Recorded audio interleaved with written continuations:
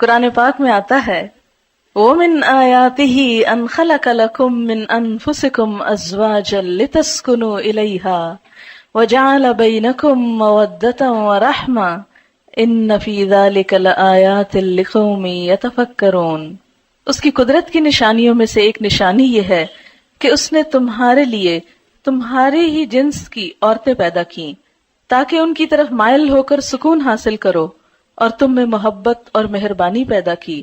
بلا شبہ اس میں ان لوگوں کے لیے نشانیاں ہیں جو غور و فکر کرتے ہیں۔ نکاح اسلام کی نظر میں ایک عبادت ہے، نیکی کمانے کا ایک ذریعہ ہے، ایمان مکمل کرنے کا ایک ذریعہ ہے۔ نبی اکرم صلی اللہ علیہ وسلم نے فرمایا بندہ جب نکاح کر لیتا ہے تو اس کا آدھا دین مکمل ہو جاتا ہے۔ اب باقی ماندہ آدھے دین کے بارے میں اسے اللہ سے ڈرتے رہنا چاہیے۔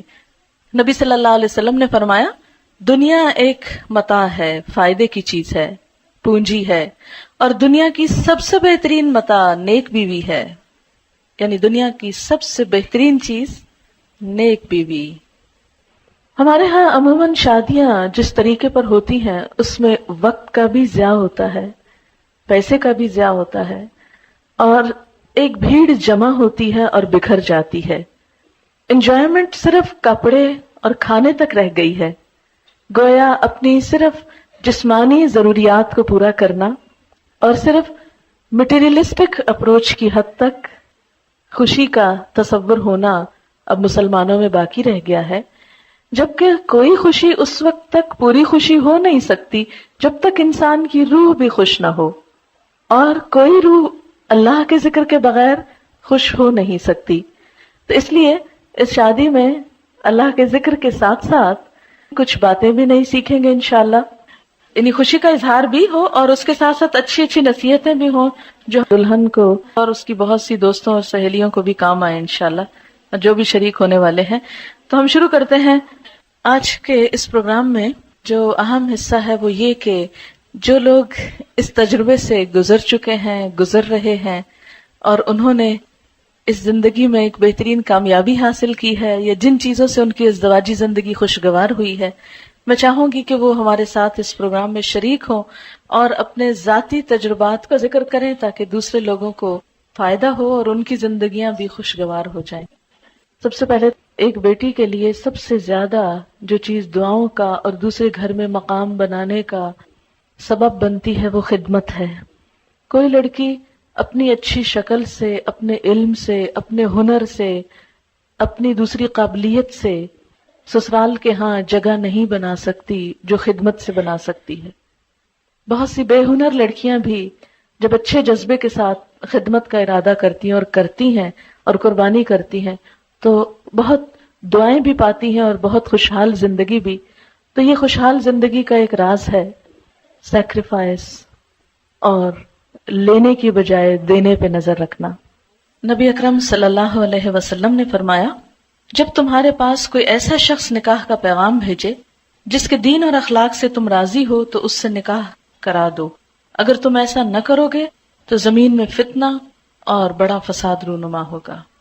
حضرت انس رضی اللہ تعالیٰ عنہ کہتے ہیں حضرت ابو طلحہ نے حضرت ام سلیم سے نکاح کیا اور مسلمان ہونا ان کے درمیان مہر قرار پایا۔ حضرت ام سلیم ابو طلحہ سے پہلے مسلمان ہو چکی تھی۔